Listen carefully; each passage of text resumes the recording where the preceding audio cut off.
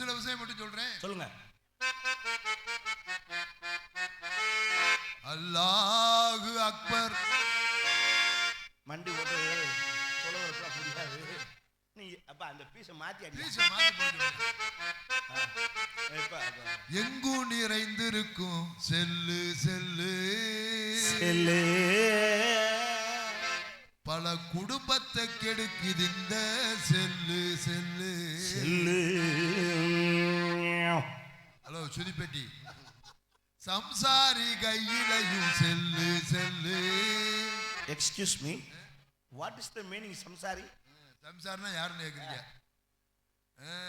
வெயில்ல நின்று வேர்வை சிந்து உழைச்சு அந்த உழைப்பினால வரக்கூடிய வருமானத்துல வருஷத்துல ஒரு நாள் இப்படி ஒரு திருவிழா வச்சு அந்த திருவிழாவில் ஒரு நாடகத்தை வச்சு நம்மள 10 பேரை காரைக்குடியில இருந்து கூட்டியாந்து வயிறு நிறைய சோறு போட்டு காலையில கை நிறைய சம்பளமும் கொடுத்து அனுப்புறாங்களே உழைக்கும் வர்க்கம். உழைக்கும் வர்க்கம் இவங்க எல்லாருமே சம்சாரி தான். நானும் சம்சாரி தான். நீங்க எப்படி சம்சாரி? நெத்தி வேர்வை சிந்துது வேற, ஃபேன் ஓடியும் வேர்க்குது வேற. என்ன குருசாமி உங்களுக்கு 12 மாசம் வேர்க்குது? ஐயா ஏசி ரூம்ல படுத்தாலும் வேர் கணக்கு. யாரோட படுத்திருக்கையில? யாரோட? இது யாரோ படுத்தா உனக்கு என்னப்பா? படிக்கிற பிள்ளைக்கெல்லாம் தேவையா செல்லு, படிக்கிற பிள்ளைக்கெல்லாம் தேவையா செல்லு, தேவையில்லா பணம் பார்க்க தேவையா செல்லு. அது என்ன தேவையில்லாத படம்னா என்னது? மலையாள படமா, இங்கிலீஷ் படமா, கன்னட படமா, பொம்மை படமா? ஆபாச பணம் பார்க்க தேவையா செல்லு. ஆபாசம். முதல்ல இந்த ஆபாசம்னா என்ன? ஒரு ஆணோ பெண்ணோ நிர்வாணமா அம்மனமா இருந்தா அதுதான் ஆபாசம். என்னடா அது அம்மனமா இருந்தா ஆபாசமா? ஆமா. நீ பிறக்கும் போது எப்படி ஜீன்ஸ் பேண்ட் டிஷர்ட் போட்டு தான் பிறந்தியா? கிண்டல் தானே வேணாங்கிறது. அம்மனமா தாங்க பிறந்தா. அம்மனமா தான். அப்ப கொஞ்சம் நாங்க சீனி கட்டி சக்கரை கட்டி அப்புறம் கொஞ்சம் பெருசாயிட்டா அது ஆபாசமா? அப்புறம் என்னடா ஆபாசம் என்பது நாம் உடுத்துகின்ற உடையில் அல்ல, பார்க்கின்ற பார்வையில் தான் இருக்கு. எப்படி? அம்மாட்ட இருக்கிறது தான் பொண்டாட்டிட்ட இருக்கு, பொண்டாட்டிட்ட இருக்கிறது தான் மகட்டும் இருக்கு. ஆனா பார்வை வேற. கலை கண்ணோட்டத்தோடு பார்த்தால் அது பாசம், காம கண்ணோட்டத்தோடு பார்த்தால் அது ஆபாசம். கையெடுத்து கும்பிடுறது பெண்ணுதான், கையை தட்டி கூப்பிடுறது அதுவும் பெண்ணுதான். எதை மூடணுமோ எதை மூடணும், யார்கிட்ட திறக்கணுமோ அங்க திறக்கணும். கண்ட பக்கம் திறந்தா அப்புறம் காவலத்திரமா தான். இதுவா நாகரீக சொல்லு, எங்கும் நிறைந்திருக்கும் செல்லு செல்லு, எல்லோரு கையிலையும் செல்லு செல்லு. தேவையில்லா படம் பார்க்க தேவையா செல்லு, இதுவா நாகரீக சொல்லு. எங்கும் நிறைந்திருக்கும் செல்லு செல்லு, எல்லோரு கையிலையும் செல்லு செல்லு.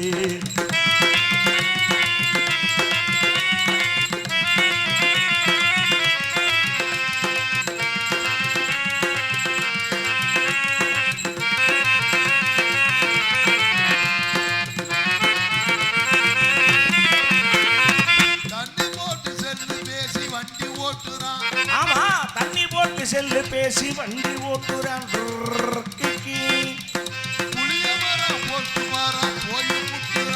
அப்படி புளிய மரம் போஸ்ட் மரம் போய் முட்டுறான். அவன் செல்லாத வீதியிலே செத்து கிடக்கிறான். செத்தவே செல்லுலதான் வீட்டுக்கு தான் தகவல் சொல்லுறான். என்னன்னு? உங்கால் தண்ணியை போட்டு வண்டி ஓட்டிட்டு வந்தாரு. வண்டியில வரையில அண்ணன் இன்கம் கால் அட்டன் பண்ணாரு. இப்ப அதனால அண்ணன் போயிட்டாரு அவுட் கோயிங். பைபாஸ்ல காலை புலந்து கிடக்க. ஒரு 5000 பணம் கொடுத்தா அந்த உடஞ்சு போன செல்ல வாங்கலாம். அதே ஒரு 50000 பணம் கொடுத்தா அந்த நெளிஞ்சு போன பைக்க வாங்கலாம். 500 கோடி கொடுத்தாலும் போன உயிரை வாங்க முடியுமா? எங்கும் நிறைந்திருக்கும் செல்லு செல்லு, எல்லோரு கையிலையும் செல்லு செல்லு.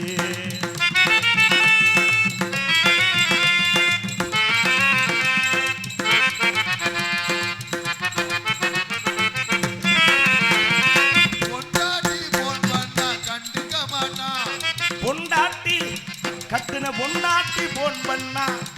ஹலோ, என்னடி?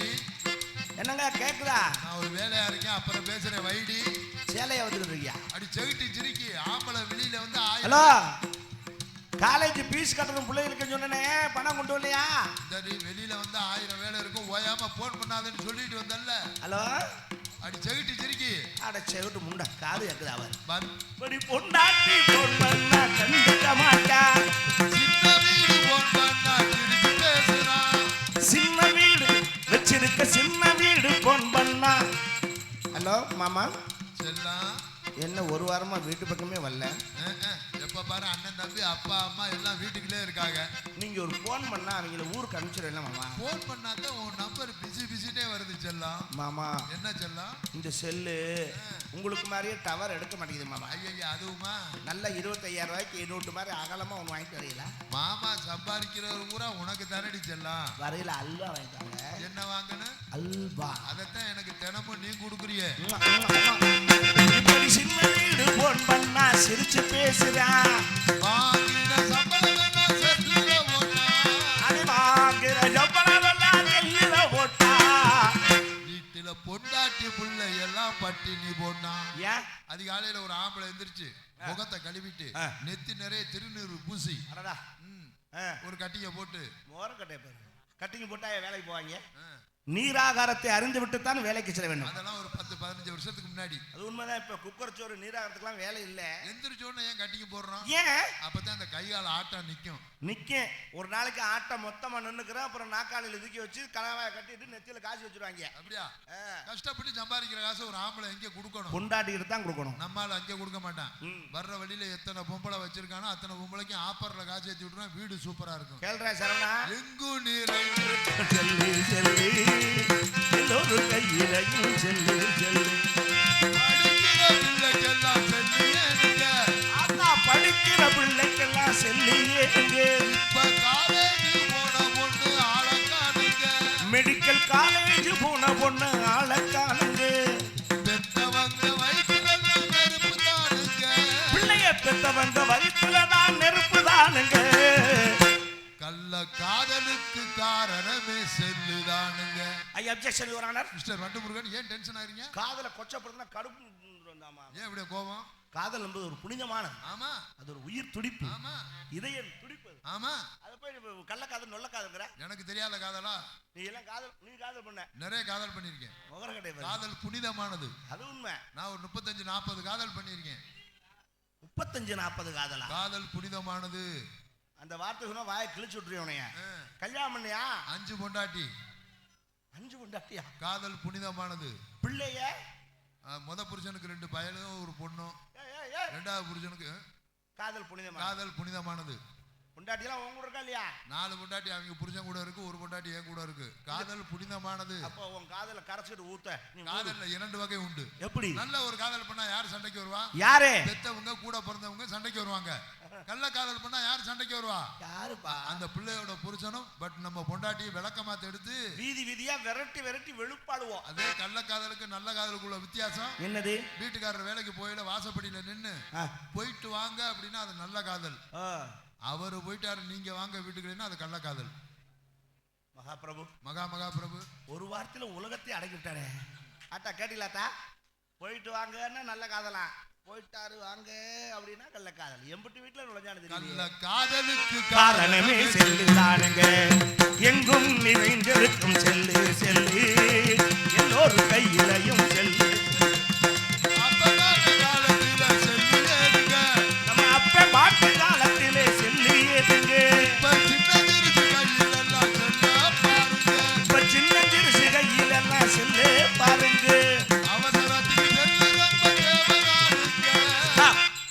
எனக்கு ஒரு உண்மை தெரியும். இவ்வளவு நேரம் செல்லுல அது நொட்ட எது. இப்ப அவசரத்துக்கு செல்லு தேவைதானுங்கன்றியா? அது வேணும்ன்றியா வேணாம்ன்றியா? இந்த ஊர்ல இருந்து வீட்டுல இருந்து அண்ணன் கடை வீதிக்கு போயிருப்பாரு. போட்டோம். இங்க அக்கா இங்க இருந்து அண்ணன் கரூருக்கு போயிருக்காரு. போட்டோம். அக்கா போன் பண்ணுவாங்க, எங்க இருக்கியா? ஏண்டி கரூர் வந்திருக்கேன்? என்ன காலையில சாப்பிடாம போயிட்டியா? சாப்பிட்றேன் புடுங்குறேன் போன வேடி முதல்ல. சரி வரையில பிள்ளைகளுக்கு தெரியும் திங்கறதுக்கு வாங்கிட்டு வந்து தொலைக்கிறேன். ஏங்க இந்த வயலுக்கு வர முடியாது. வீட்டுல இருக்கல சொல்றதுல வெளியில வந்தா தான் போன் இதாருங்க. அண்ணா ஊர்ல இருந்து உங்க அத்தை மாமா வந்திருக்காங்க. அவங்களுக்கு 2 கிலோ ஆட்டுக்கறி எடுத்துட்டு சீக்கிரம் வாங்க. யாரு வந்திருக்கா? உங்க அத்தை உங்க மாமா. ஏன் கோத்தாலும் கொப்பன வந்திருக்கான்னு சொல்ல முடியாதோ? வாங்காம வந்துட்டீங்கன்னா கறி எடுக்கிறதுக்கு என்ன டெக்னிக் பண்றாங்க? நம்ம பையன் கடைசி பையன் இருக்கான்ல, அவனுக்கு என்ன இப்படி கேட்டா சொல்ல மாட்டேன். அவனுக்கு என்னடி? அவனுக்கு காய்ச்ச நெருப்பா கொதிக்குது. காய்ச்ச அடிக்காம மயிரை புடுங்கம்மா. தண்ணிக்குள்ளேயே ஆடுறான். அவனை கண்டிக்க துப்பு இல்ல. இந்தாருங்க, எப்ப பார்த்தாலும் என்னையவே திட்டிக்கிட்டு இருப்பிய. அப்புறம் யாரு? எவ்வளவோ கண்டிச்சு பார்த்துட்டேன். அவ அப்ப மாதிரியே இவனும் அடங்க மாட்டேங்கிறான். ஏய் நான் தாண்டி அவங்க அப்பா உட்காந்து போட்டேன்னு வச்சுக்க. வரையில அவனுக்கு ஒரு செட்டு காய்ச்ச மாத்திரை வாங்கிட்டு வரீங்களா? வாங்கிட்டு வரேன். என்னங்க தெரியுமா? என்ன அறியாமா?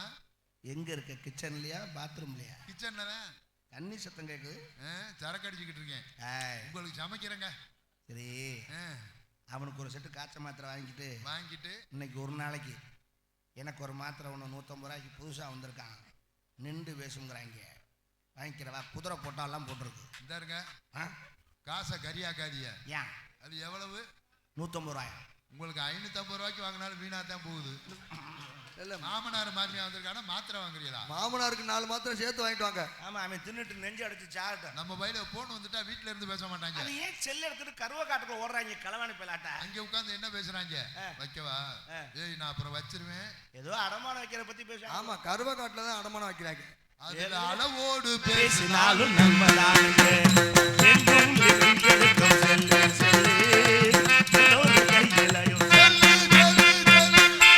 சிறப்பு. செல்போனால் ஏற்படும் தீமைகளை எடுத்து சொன்ன துர்ராஜுக்கு நல்ல ஒரு கைதட்டுகளை கொடுத்து பாராட்டலாமே. கைதட்டி பாராட்டி அனைத்து உள்ளங்களுக்கும் கலைக்குழுவின் சார்பா நன்றி. அவரோடு இணைந்து இங்கே தாளம் இசைத்து கொடுக்கின்றார் லய சக்கரவர்த்தி பிரபாகரன் அவர்கள் இங்கே தாளம் இசைத்து கொண்டு வைப்பார்.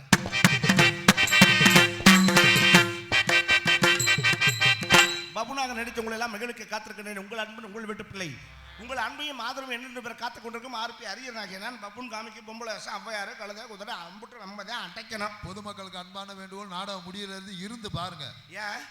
வள்ளிருமன நாடகம் வச்சு அதுல முருகன் வருவாரு, முருகனை சந்திக்க நாரதர் வருவாரு. ஆமா, இன்றைக்கு முருகனை சந்திக்க ஔவையார் வருவாங்க.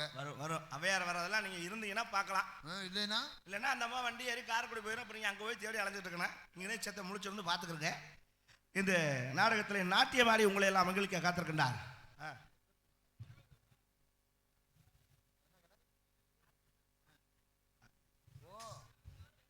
பாத்திரக்கடை கருணாநிதி அண்ணன் அவர்கள் செல் பாடலை பாராட்டி எனக்காக ரூபாய் 101 பரிசா வழங்கியுள்ளார்கள். பரிசினை வாரி வழங்கிய அன்பு அண்ணன் உள்ளத்திற்கு கலைக்குழு சார்பாக நன்றி. நன்றி இழந்த வணக்கம். நாட்டிய தாரகை, நடன சிங்காரி, நாட்டிய ஒய்யாரி, ஆடல் அரசி, அபிநய சுந்தரி, புதுகை ராணிஸ்ரீ அவர்கள் டான்ஸ் அண்ட் காமெடி. அவ்வளவுதான். மானே தேனே நாடகம் செவ்வன அமைய வேண்டுமென்றாக ஒலிபெருக்கி அமைத்து பெருமைப்படுத்திக் கொடுக்கின்றார்கள். ஒலியன் ஒளி அமைப்பு குமரன் சவுண்ட் சர்வீஸ், ஈசனத்த உரிமை நாச்சிமுத்து அவர்கள். போடுங்க தலைவரே, நல்ல செக்ஸ் பாட்டா நல்ல பாடல்களை இங்கே ஒலிபெருப்பிக் கொண்டிருக்கிறார்கள். அவருக்கு ஒரு வாழ்த்துக்களை பாராட்டுகளும் தெரிவித்து நாடகத்தை அமைத்து கொடுத்த பெருமைக்குரியவர் நாடக அமைப்பு சீன் அமைப்பு இரண்டும் ஆர் முருகன், ஏ குமரேசன், ஈசனத்தம் என்பதை மகிழ்வு தெரிவித்துக் கொண்டு நாடகத்தை காண உங்கள் அனைவரும் அன்போடு வருக வருகவென அழைக்கின்றார்கள். மற்றும் இந்த நாடகத்துடைய பிரார்த்தனைதாரர்கள் வி கொண்டல்சாமி என்கின்ற சின்னக்காளி அவர்களின் மகன் கே தினேஷ் பாபு அவர்களுடைய குடும்பத்தாருக்கு எல்லாம் வல்ல இறைவன் நல்லருள் புரிய வேண்டும் என்று அன்போடு வேண்டிக் கொண்டு சாப்பாடு, அருமையான சாப்பாடு, நல்லா சாப்பிட்டோம், வயிறார சாப்பிட்டோம். உங்கள் காசு தான், மணப்பாறையிலே சாப்பிட்டு வந்துட்டோம், ஹோட்டலில் டிஃபன் பண்ணிட்டு வந்துட்டோம். ஒரு சின்ன வேண்டுகோள், என் மேலே தப்பாக இருந்துச்சுன்னா நீங்கள் அதை மன்னிச்சுக்குங்க. நான் சொல்கிறது கண்டிப்பாக ஒரு இந்த பிரார்த்தனைதாரருக்கும் சொல்கிறேன், கிராமத்தாருக்கும் சொல்கிறேன், தயவு செய்து நாடகம் வச்சா நாடகக்காரனுக்கு ஊரில் சாப்பாடு போடுங்க. உங்கள் காசில் தான் சாப்பிட்டு வர்றோம் ஹோட்டல்லையும், அது ஒன்றும் மாற்றம் இல்லை. ஆனால் ஊரில் சாப்பாடு போடுறதுல ஒரு பெரிய விஷயம் இருக்குன்னா, நாடகக்காரனுக்கு ஊரில் சோறு போட்டால் உங்களுக்கு 3 தலைமுறைக்கு புண்ணியம் கிடைக்குமா. எப்படி? நீ கோயில் திருவிழா வைக்கிறது, கும்பாபிஷேகம் பண்ணுறது, அன்னதானம் போடுறது, இதில் கிடைக்கிற புண்ணியத்தை காட்டிலும் 10 நாடகக்காரனுக்கு ஊரில் சோறு போட்டா மிகப்பெரிய புண்ணியம் கிடைக்கும்னு ஐதீகம். நாங்கள் மேடையில் நின்று நீங்கள் நல்லா இருக்கணுமையா, அந்த ஊர் செழிக்குமையா, விவசாயம் பெருகுமையான்னு நாங்கள் சொன்னால் அது பலிக்கும். அதுக்காக நாங்கள் மந்திரவாதியெல்லாம் இல்லை, முன்னோர்கள் வாக்கு. இந்த அரிதாரத்தை முகத்தில் பூசி, அரிதாரம்ங்கிறது இந்த பவுடர் தான் அரிதாரம்னு சொல்கிறது. ஹரினா மகாவிஷ்ணு, தாரம்னா ஒய்ப்பு, பொண்டாட்டி பொண்டாட்டி பொண்டாட்டி. மகாவிஷ்ணுடைய பொண்டாட்டி யாரு? மகாலட்சுமி. இந்த மகாலட்சுமியை முகத்தில் வச்சுக்கிட்டு சொல்ற வார்த்தை பலிக்கும்ங்கிறது ஒரு ஐதீகம். உண்மைதாங்க. ஒரு கும்பாபிஷேகம் பண்றது புண்ணியம், மண்டலாபிஷேகம் பண்றது புண்ணியம், 10,000 பேருக்கு அன்னதானம் போடுறது அதுவும் பெரிய புண்ணியம். ஆனா இதெல்லாம் காட்டிலும் பெரிய புண்ணியம் என்னன்னா, நாடகக்கார 10 பேருக்கு சாப்பாடு போடுறது புண்ணியம். என்ன காரணம் தெரியுமா? நாடகக்கார 10 பேருக்கு சாப்பாடு போடுறது 10 பரதேசிக்கு போடுற மாதிரி. நான் எவ்வளவு கௌரவமா சொல்லி வச்சிருக்கேன், கடைசியில் பிச்சைக்காரங்க நீ என்னங்க? அதை வீடு வீடா போறோம், நம்ம ஊரா போறோம். நம்ம சாப்பிட்டு வந்து அம்மா தாயேன்னு கத்துறோம். கத்தி சோறு போடுறதுக்கு அம்மா தாயங்கிறான், நம்ம சோறு ஓட்டதுக்கு அப்புறம் அம்மா தேவிங்கிறான். என்ன அவன் கிழிஞ்ச சட்டை ஓட்டிருக்கேன், நம்ம நல்ல சட்டை ஓட்டிருக்கான், அவ்வளோதான். உண்மைதான், தப்பு இல்லை. நான் பிச்சைக்காரன்னு சொல்றதுல கேவலப்படுறேன், கௌரவப்படுறேன். ஏன்னா நீங்க புண்ணியத்தை சேர்க்கணும்னா தர்மம் பண்ணணும். அந்த தர்மத்தை வாங்குறதுக்கு கொடுத்த வேணும்ல. உங்கள் காசை நாங்க வாங்கி உங்களுக்கு புண்ணியத்தை கொடுக்கறதோட நாங்களும் புண்ணியத்தை சேர்க்கிறோம். இன்னொன்னு, இப்ப இருக்க பிச்சைக்காரங்க எல்லாம் பிச்சைக்காரன் கிடையாது, இவங்க சோம்பேறி பயில. உண்மையான பிச்சைக்காரன் யாருன்னா, ஏன் காரணம் சோம்பேறி பயின்றேன்னா, அரசாங்கம் இந்த ஏழை பாலை பிழைக்கட்டுங்கிறதுக்காக கோயிலில் மதிய சாப்பாடு போட்டாங்க. அதில் வரிசையில் போய் நின்றுறாங்க 11 மணிக்கெல்லாம் டோக்கன் வாங்கிட்டு. நல்ல கழுத்து வரைக்கும் முடிச்சிடறான் ஒரு வேளை சாப்பாடு. வாசலை துண்டை விரிச்சு உட்காந்தான்னா பீடி சிகரெட்டுக்கு சில்லற காசை விழுந்துருது. அவன் என்ன மயிருக்கு வேலைக்கு போறான்? போக மாட்டான். உண்மையான பிச்சைக்காரன் யாருன்னா, அந்த காலத்தில் ராத்திரி 9:30 மணிக்கு வருவான் வீட்டுக்கு. அவன் பேர் ராப்பிச்சை. நம்ம சொல்றது உண்மையான பேர் என்னடான்னா அன்னக்காவடி. எப்படி வருவான் தெரியுமா? இப்ப இருக்க பாண்டை பிடிச்ச விளையாட குளிக்காம தராங்களே, அவன் இல்லை. அப்புறம் நல்லா ஃப்ரெஷ்ஷாக குளிச்சு நெத்து நிறைய பட்டை போட்டு காவி ட்ரெஸ் போட்டு தோளில் ஒரு உலக்க வச்சிருப்பான். ஒரு 2 குண்டாச்சட்டி முன்னுக்கு பின்னுக்கு தராசு மாதிரி தொங்கும். நடுவில் ஒரு மணி கட்டியிருப்பேன். வாசலில் வந்து நின்று பிச்சை போடுங்கன்னு கேட்க மாட்டான். இந்த மணியை ஒரு அடி அடிப்பான். அப்படி அடிச்சுட்டு தர்மந்தாயே அப்படிம்பேன். இந்த தர்மந்தாயேங்கிற சத்தம் கேட்டு அந்த ஆத்தா என்ன பண்ணுமா, என்ன பண்ணுவாங்க? மாமனா மாமியா புள்ள ஊட்டி பேரன் பேத்தி எல்லாருக்கும் சோத்தை போட்டு மிச்சம் இருக்கிறத பூரா வாரி வலிச்சு அவன் பாத்திரத்துல போடும். 10 வீட்டில் அது மாதிரி வாங்கிட்டு போய் அவன் புள்ள குட்டியோட பசியாருனா தர்மந்தாயேன்னு சொன்ன தர்மம் நிலைச்சது. இன்னைக்கு அந்த பிச்சைக்காரன் எங்கேயா வர்றானா? வரல. என்ன காரணம்? வரமாட்டேன். ஏன் வரமாட்டேன்? எப்படி ஏங்க?